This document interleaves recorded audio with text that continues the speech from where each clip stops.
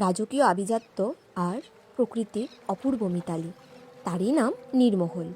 মাঝপুকুরে দাঁড়িয়ে থাকা এক স্বপ্নপুরী। Hey everyone, welcome back to my another new video. আমরা এখন চলে এসেছি নীরমহল। এখানে চলছে প্রোমো ফেস্ট, আমরাও দেখতে এসেছি। এখন নীরমহলটা ঘুরবো, রাতের দিকে হবে প্রোমো ফেস্ট, তখন দেখবো। চলো, তোমরাও দেখবে আমাদের সাথে, নীরমহলটা ঘুরে দেখাবো, তোমরাও দেখবে। চলো, আমরা এখন নৌকাতে উঠবো আর আমাদের নৌকাটা এখন রেডি। এই যে এই নৌকাটাতে আমরা এখন উঠবো। চলো যাওয়া যাক। আমরাও দিন নীরমহলে পৌঁছে গেছিলাম প্রায় 8:30 নাগাদ।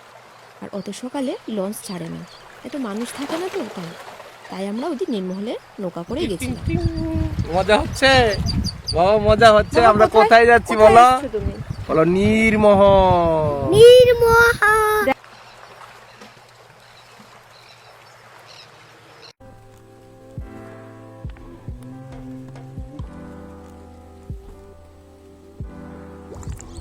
হ্যাঁ দিল হ্যাঁ হ্যাঁ হ্যাঁ, না না, আমি ওনাদের জল নিয়ে যাবো তো, শক্তিটা অনেক জানো। আচ্ছা, হাসি দিয়ে দিয়ে চালাও। এই দেখো চালাচ্ছে বাবা।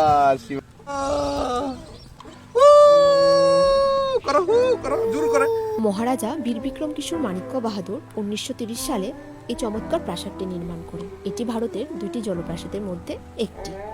প্রকৃতির এই অসাধারণ দৃশ্যের মাঝে আমার প্রিয় মানুষগুলির সাথে থাকার অনুভূতিটা ঠিক যেন একটুকু স্বর্গ। গন্তব্যটা হয়তো খুব সুন্দর ছিল, কিন্তু তার চেয়ে অনেক বেশি সুন্দর ছিল একসাথে এই পথটা হেঁটে আসা।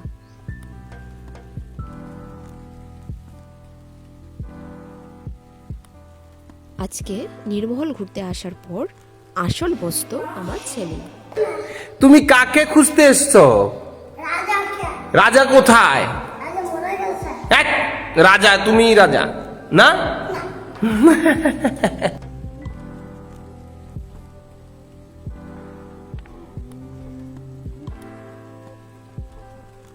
মোহন, তোমার কেমন লাগছে বাবা? কেমন লাগছে তোমার? খুব ভালো লাগছে।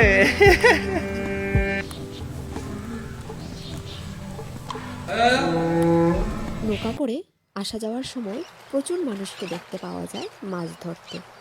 এই পরিবেশটা দেখেও মন জুড়িয়ে যায় সত্যি। উপরে উঠে আসলে এই জায়গার ভিউটা সত্যি খুব সুন্দর। আর একটু উপরে উঠে যায়, এখানে যাব, কিন্তু আর বেশিক্ষণ থাকতে পারবো না। 40 মিনিট করে টাইম ধরে দেওয়া হয়েছে। এখন আসতে দিন আমাদেরকে বেরোতে হবে। এখন আমাদের বাড়ি যাওয়ার পালা। আজকের ভিডিও এই পর্যন্ত। ভালো লাগলে পাশে থাকবেন, সাথে থাকবেন।